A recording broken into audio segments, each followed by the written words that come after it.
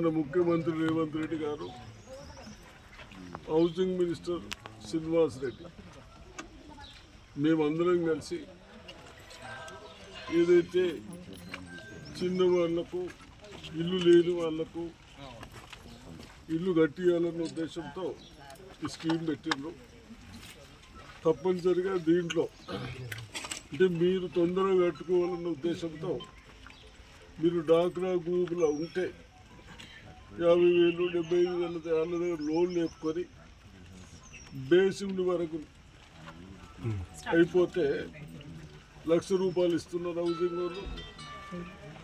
తర్వాత స్లాబ్ లెవెల్కి వస్తే 2 లక్షలు ఇస్తున్నారు.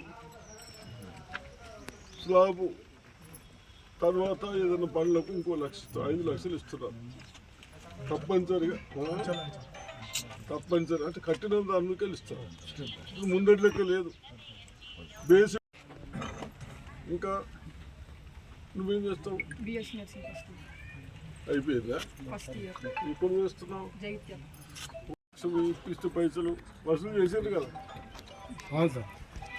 ఏమన్నారు ఆడవాళ్ళు పని ఉంటారే మీరు అట్లా ఇచ్చే అవసరం లేదు. ఇల్లు కట్టుకునే వాళ్ళకి కానీ ఎవరికి ఇచ్చే ₹1 ఇచ్చే అవసరం లేదు.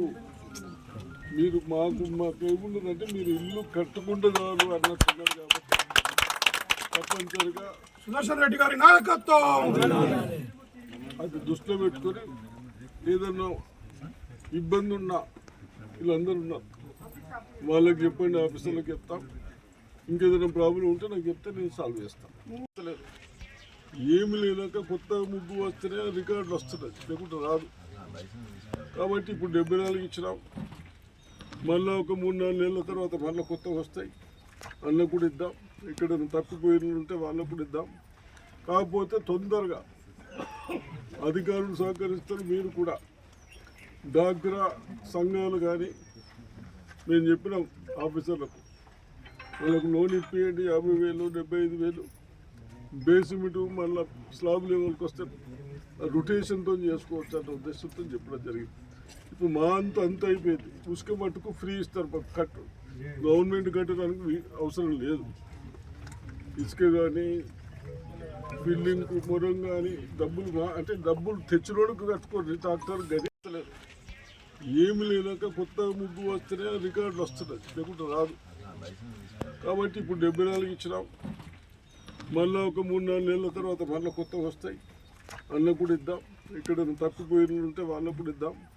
కాకపోతే తొందరగా అధికారులు సహకరిస్తారు. మీరు కూడా డాక్రా సంఘాలు కానీ నేను చెప్పిన ఆఫీసర్లకు వాళ్ళకు లోన్ ఇప్పియండి. 50,000 75,000 బేసిమెంట్ మళ్ళీ స్లాబ్ లెవెల్కి వస్తే రొటేషన్తో చేసుకోవచ్చు అన్న ఉద్దేశంతో చెప్పడం జరిగింది. ఇప్పుడు మా అంత అయిపోయింది. ఉసుక మట్టుకు ఫ్రీ ఇస్తారు కట్టు. గవర్నమెంట్ కట్టడానికి అవసరం లేదు. ఇసుక కానీ బిల్డింగ్ మొరం కానీ డబ్బులు తెచ్చినోడుకు కట్టుకోండి. ట్రాక్టర్ గడి అంటే